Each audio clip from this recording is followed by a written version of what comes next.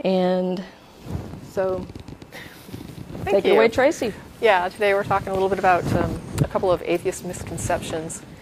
This would be misconceptions applied to atheists, not misconceptions that they have. Right. And I wanted to look specifically at why are you angry at God, and they're searching for God. And I wanted to use an analogy of a person who has a family member who is ill with a potentially dangerous and treatable illness, who decides to treat it only using an alternative medical method such as homeopathy. It doesn't have to be homeopathy, just fill in the blank for any non-standard alternative treatment. They go to a doctor who advises them not to go to a regular doctor, that all medically trained professionals are in the pocket of big pharmaceuticals, it's a conspiracy, and they should trust this doctor and his treatments, and he's going to help them. You try to talk to the family member, you try to convince them that this is treatable, and it may not be 100% of a cure rate, but there is treatment for this that is effective and is demonstrated more effective than placebo, and that they should go and get the treatment that is demonstrated effective instead of putting their life on the line with something that's not been demonstrated to be effective in any sort of valid research way. But the person goes forward, they follow this doctor, and ultimately they die. After their death, because you are incensed at the death of your loved one at the hands of somebody who claimed to be a professional, who claimed to have knowledge that they were willing to follow, you then take up a blog, take up a YouTube channel, and you start telling this story. And you start saying, you know, this person went to this doctor, this is what happened to them, they went for these treatments, we tried to talk to them, there is an effective cure rate for this. They did not take advantage of that, ultimately they died, and I do blame this alternative treatment that is put forward that it does not work, it's not been demonstrated to be effective, here's the reality behind the research that is claimed for this, this is, you know, why it doesn't work, what's actually been shown to be demonstrated for it, which is nothing. And after you post that, you start hearing from people who say to you, I have the same story. I had a loved one that this happened to, or I was seeing this doctor and I almost died, and then I finally got to a hospital. I was taken to an ER where they finally treated me, and I found out that this really was helpful, and now I'm better. You get these stories from people saying, you know, this is a really bad thing and it does cause damage, and this same thing happened in my situation. You decide to put together an association to say we need to start telling people what's going on here. We need to make sure to get the word out. Maybe we should start printing some materials. We need to start looking at maybe doing something a little bit more for community outreach, educating people about the dangers of this. And as this movement grows, you're going to expect that more people who actually endorse this form of alternative treatment are going to hear about this, and they're going to react and they're going to object. Some of the complaints that you would expect to reasonably receive from somebody who would accept this would be just someone writing to tell you that you're wrong. That you might get somebody who writes to tell you that you've just bought into that same big pharma conspiracy, and this medical science that you're touting is no better than this other stuff because all the research is jaded and biased because of, you know, how it's done, and that there is no real information, and that you're trusting the wrong people, and studies by, you know, for these alternative treatments are not, you can't have them done, and there's things blocking it, and nobody wants you to know the truth. And so you might get letters like that, and you might get letters from people, you would expect to get letters from people saying, I went to a homeopath, or I went to this alternative treatment, and I got better, and I'm doing better now, and so I know that it works, and there's nothing you can say to convince me that this doesn't work, because I had this illness, I took this treatment, and now I'm better. And you can tell them that, you know, sometimes people do, you know, get better, have, you know, spontaneous, you know, what is it, remission? Remission, yeah. But that person's going to believe, they're going to tell you about their story, and they're going to say that's why they believe, and that's, you know, that's a letter you would expect to get.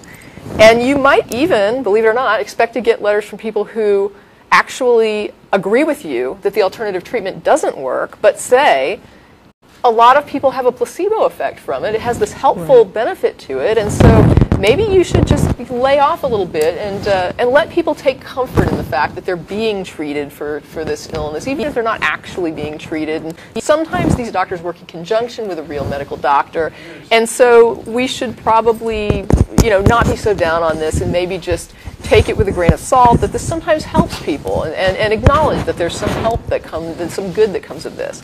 These are all the types of letters that you would expect to get if you were starting up that type of an educational foundation. What I would never expect that you would ever get would be a letter from somebody who says, I believe that you're against homeopathy because you believe it works, and you're angry about the fact that it works. I don't know why somebody would think that you would advocate to put out information that something doesn't work. Now, I get the big pharma conspiracy and how, like I said, somebody might say that you've bought into a lie and that you're wrong in believing that it doesn't work. But for somebody to write to you and say, you believe that it does work, but you're advocating against it, and you're not the big pharma company, Right. you're not gaining from this. So you just simply are, I don't know, out to hurt people, I suppose. I don't know what your motive would be. But the idea that somebody would accuse me, who is not the doctor benefiting from the big pharma conspiracy, who is not the big pharma conspiracy benefiting from the big pharma conspiracy, I'm just a person whose relative died. I went to look at the research and I couldn't find anything to show that this is real treatment. I'm trying to help people, and somebody's writing to tell me that I really believe that homeopathy works, but I'm just trashing it because? Yes. Because I'm pissed at it that it works. I mean, that makes no sense. And additionally, I would be surprised if I got letters from people saying that I was actually in favor of homeopathy and trying to prove that it works, and that I was somehow manifesting that as being against it and trying to discredit it. Mm-hmm. That makes no sense. Part of the confusion about you hate God that I hear come up, and it can be frustrating, because sometimes when you're in a dialogue, you will encounter a communication that you know that in any other context but theological context you would not be having this conversation. And that happens when you use a hypothetical, when you're talking sometimes to theists.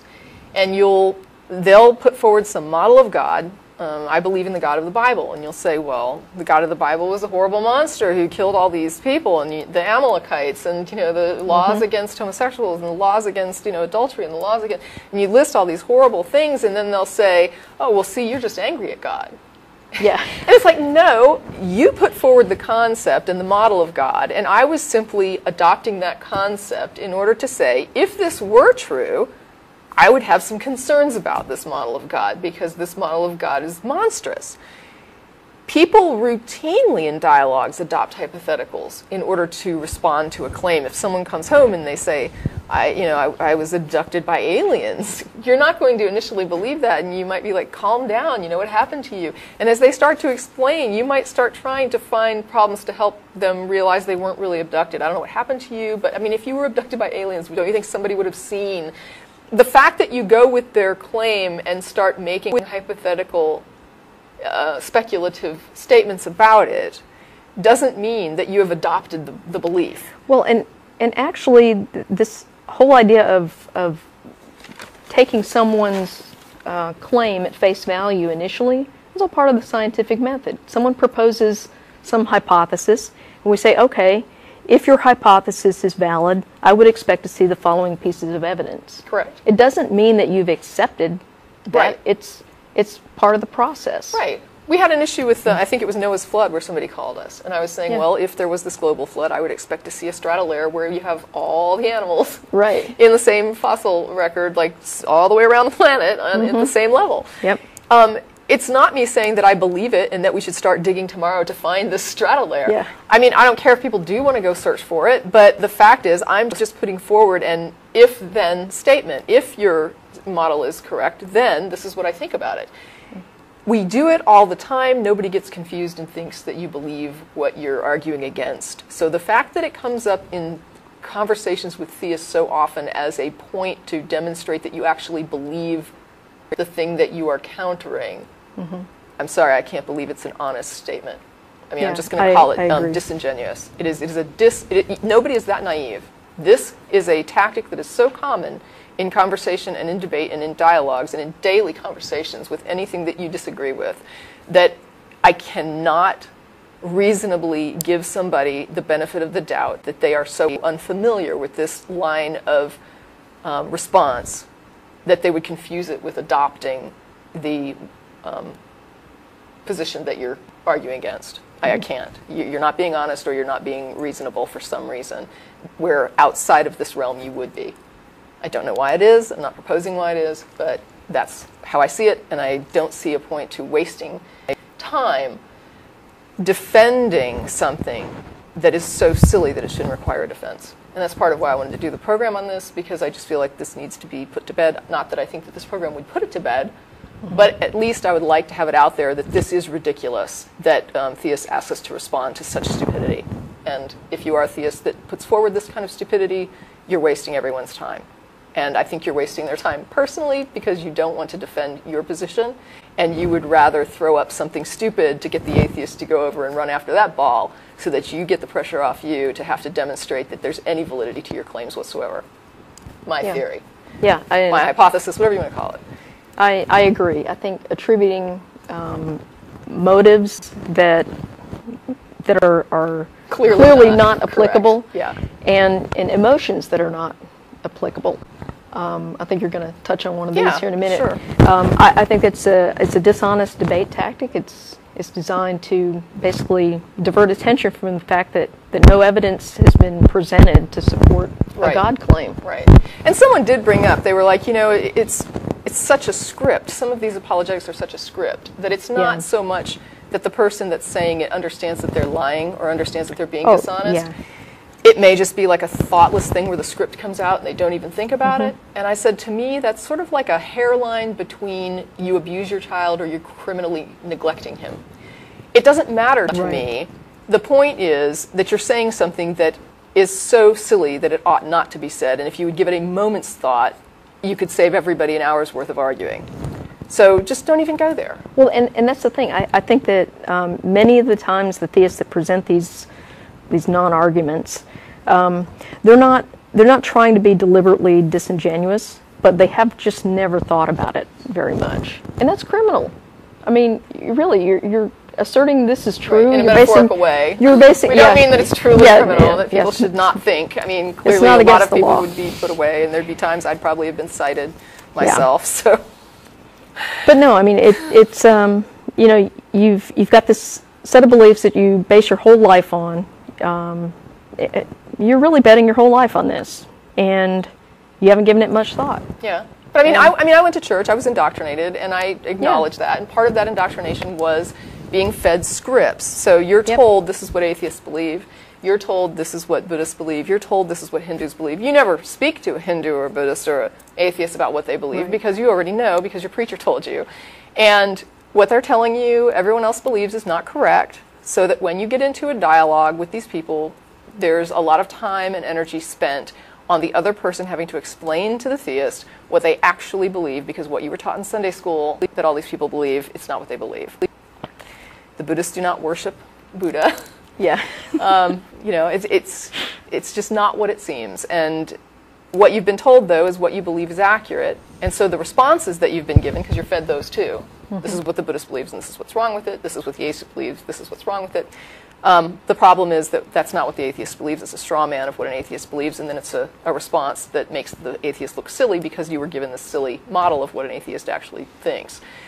And so you think to yourself, how could an atheist be so stupid? And I understand that, because you're presented with a model of atheism that only an idiot would, be an atheist. But that's not what atheists think. And so instead of approaching them assuming that what your preacher told you they believe is what they believe, it's probably better to go to the individual atheist and say, can you please tell me what you think about God claims? Let the person tell you what they think and listen to what they think. Don't get what they say into your head and then translate it into what your preacher told you, because that happens too. Listen to what the person tells you, because I guarantee there's an indoctrination filter going on in your head. And if you can't see past it, you're never going to have a productive dialogue. So if I support that X is something I actually would like to demonstrate is true, discrediting I don't think makes any sense. Right. And if I hate it, like if I hate God, then I'm not an atheist. And you simply don't understand the term atheist if you're putting forward that atheists hate God. You're either saying that you don't believe the person thinks what they're telling you they think, or you don't know what atheist means. But atheists cannot hate God. That is like, it's a nonsensical statement. A person who does not believe in something cannot hate the thing that they don't believe exists. And now you can hate the concept of it and what that does to people, just like a person can hate that homeopathy could be harming people without believing that homeopathy actually works. Okay? It's harming them by making them not get the treatment that they would normally get. It's not, necessarily harming them because water is hurting people. So if it comes down to an inability, I guess, to understand what the atheist is actually promoting that they think, and you're not willing to actually listen to them, but my advice to the atheist is just stop the dialogue at that point. You're dealing with somebody that doesn't hear you, that can't hear you. The indoctrination is too deep, and they are not going to, the dialogue can't be productive. I just don't believe that it can, unless they can understand what you're saying. It's sad if you're in a position where you have to point out that not believing in something precludes hating it. It seems silly to have to point it out, and I want to say right now that, feel free to tell them that they're being silly, because it is so silly that it deserves a reprimand. And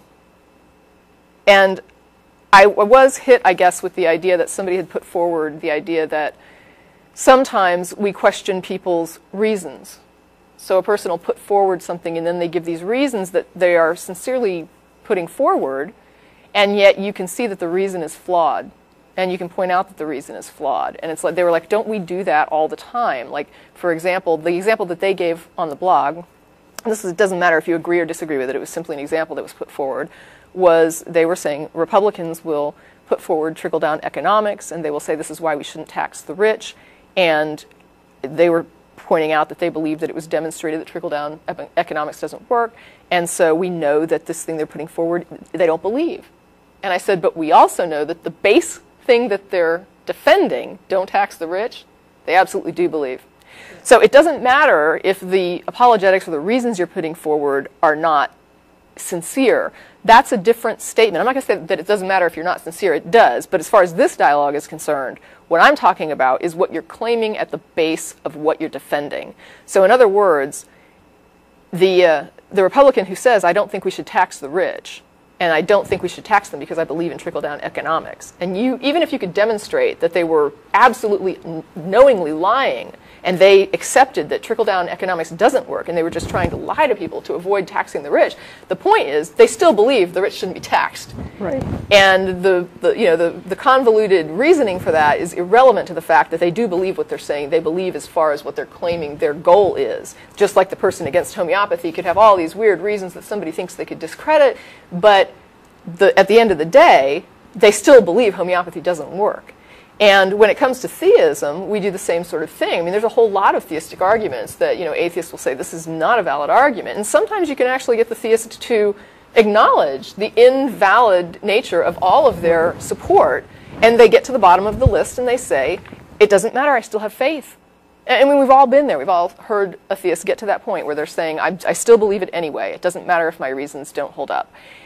At the end of that, I don't say, well, since you agree that your reasons don't justify the belief, I don't believe you believe it. Absolutely, I believe they believe it. It doesn't matter if it's unsupported. If they're saying, I still think a God exists, I accept they still think a God exists. I don't tell them they don't believe it because I think their reasoning is disingenuous or even erroneous.